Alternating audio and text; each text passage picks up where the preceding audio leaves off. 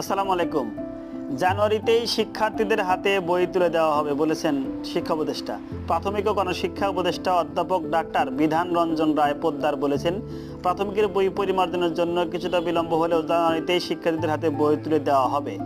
আজ রোববার সকালে সিলেট বিভাগীয় কমিশনারের কার্যালয়ে আয়োজিত কর্মকর্তাদের সঙ্গে একমত বিনিময় সভা শেষে সাংবাদিকদের প্রশ্নের জবাবে তিনি একথা বলেন।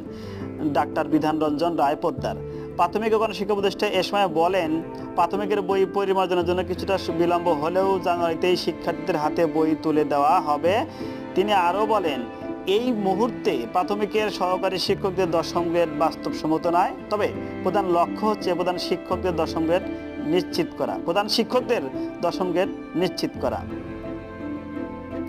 এর আগে বিভাগের বিভিন্ন স্তরের কর্মকর্তার সঙ্গে সিলেটের শিক্ষার চিত্র তুলে ধরেন। পাশাপাশি শিক্ষক সংকট সহ বিভিন্ন কারণে শিক্ষাক্ষেত্রে সিলেটের পিছিয়ে থাকার